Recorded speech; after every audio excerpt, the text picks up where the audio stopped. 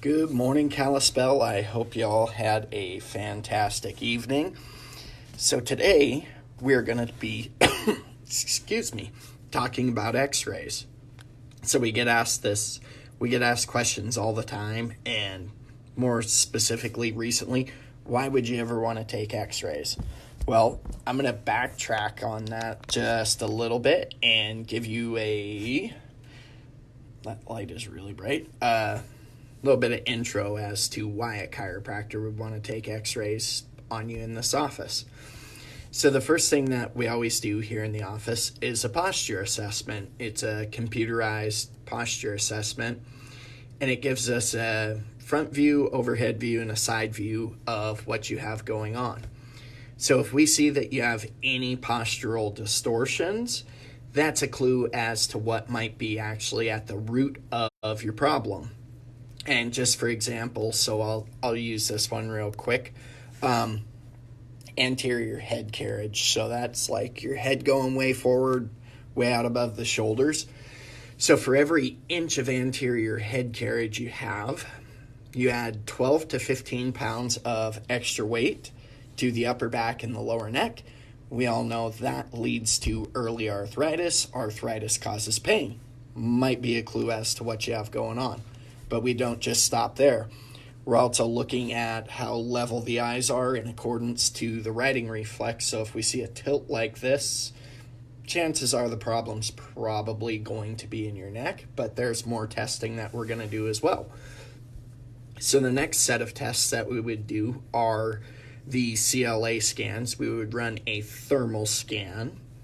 That's actually a dual fold scan. We're actually looking at the temperature of the nerves to see if we have any irritated nerves in an area that might be a problem.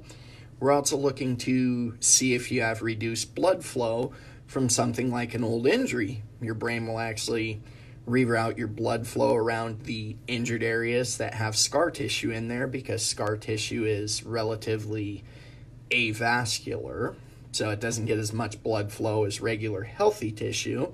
And there would be no reason as to why your brain would want to super oxygenate that area anyway. So basically going through the check boxes, if we see that going on, yeah, of course, we're going to take pictures in any area that you're lighting up. So for the neck, one of the things that we do that is rather unique is we do a motion study. So your traditional chiropractic view would be front view of the spine, side view of the spine. Look for anything that's misaligned on the neutral side view of the spine. We actually take that one step further than that, and it's actually super, super simple. And maybe I'll do a live on this one of these days. The next set you would take would be taking the head down and then looking up. There's also a couple of specific views that we would take for the low back as well. But when you go through and do these, so when you tip the head forward, all the bones of the neck should tip going forward. And when you tip your head back, all of the bones should tip going backwards. So there's absolutely zero guessing when you actually take these pictures. And it's just going to show you where the problem is, which allows us to do our job better, which is why you would have ended up in our job the first place, or in our office the first place. So if you guys have any questions or comments, feel free to shoot them over to us in a message, and we'll do our best to get back to you. Have a great day, Kalispell.